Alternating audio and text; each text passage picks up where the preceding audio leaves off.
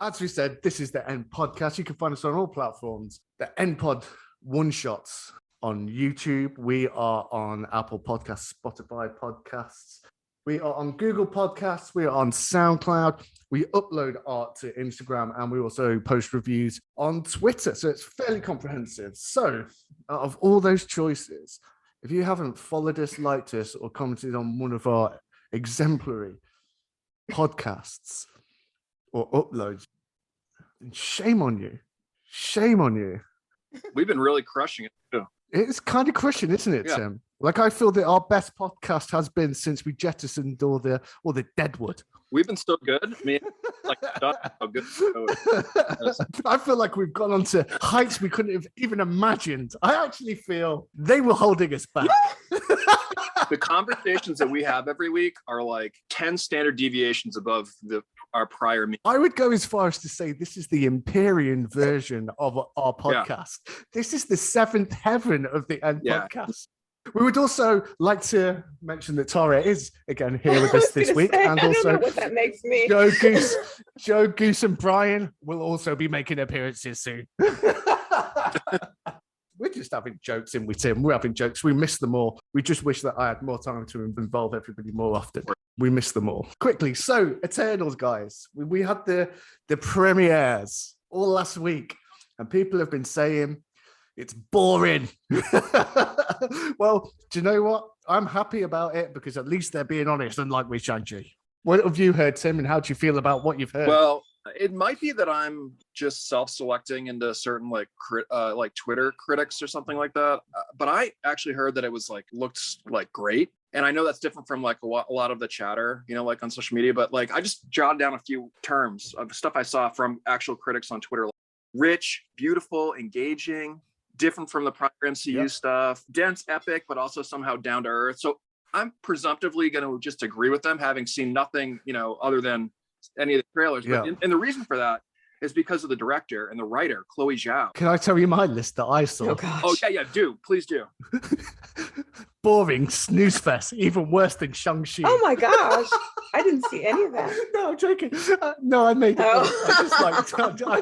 I just like any excuse to push Shang-Chi's head under the water. No, to be fair to you too. But I mean, that's actually might be kind of perfect. I think maybe the two sides are not disagreeing because it's just like how they're interpreting. Like the critics are saying that I saw are like, this is like a Ben-Hur epic. Yes, I saw Ben too. Breathtaking. One person's breathtaking Ben-Hur epic can be someone else's boring piece of shit, right? But I tend to think it's going to be good because, just like I said, the director is, I think, like borderline a genius. Yeah, I agree with you. My dad is a very simple man, and by his own admission, and he's also one of the nicest men you'll ever meet. If somebody asks him, he will always say yes within reason. And he was so emotionally moved by Nomadland. It affected him personally. And he was just like, yeah, there's like all these people that have been affected by the boom and bust economy, and during the pandemic, like there's people that are having to live like this. And because he got COVID pretty bad as well, paramedics were called out a bunch of times. And like every time he went to sleep, like he was going to die. And it really affected him mentally. So I think that it was in tune with how sensitive he'd become to people and like life. And I think it was like a perfect, not serendipity, but like almost, just like I suppose, serendipity of the two things. I just don't want to put it in a positive way because obviously I'm fucking scared him to death. For him he's usually blockbusters. If there's fast cars and explosions, he'll fucking love it. He doesn't care about plot holes. He don't care about character interaction. He doesn't care about 3-act structures. If it explodes, he's there. And he talks about it, not like he talks about it all the time. When I told him that Eternals was being directed by Chloe Zhao, he was like, fucking hell, this is going to be good then.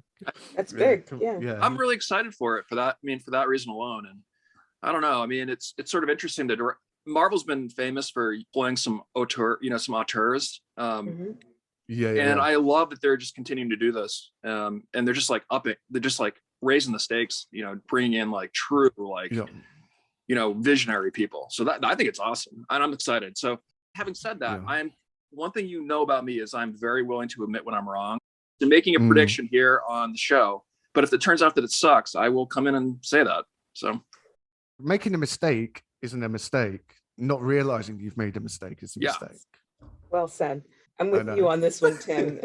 I felt moved by the trailer, and as soon as I heard that Chloe Zhao was associated with it, I got excited. And I was already excited about the cinematography, and then I was like, oh, that's why I was so excited.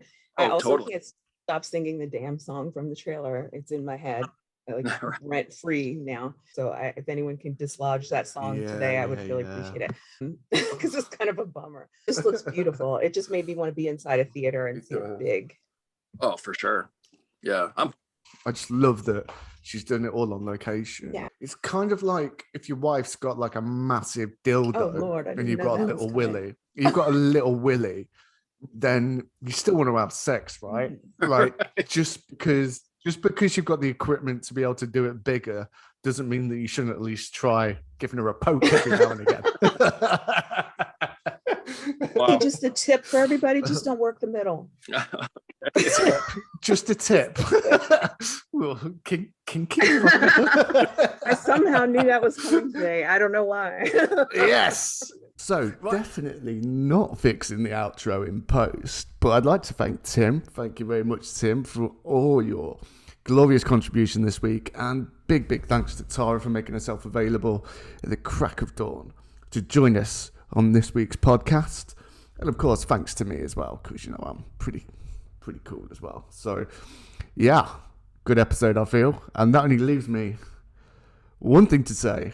We have been, and this is the end.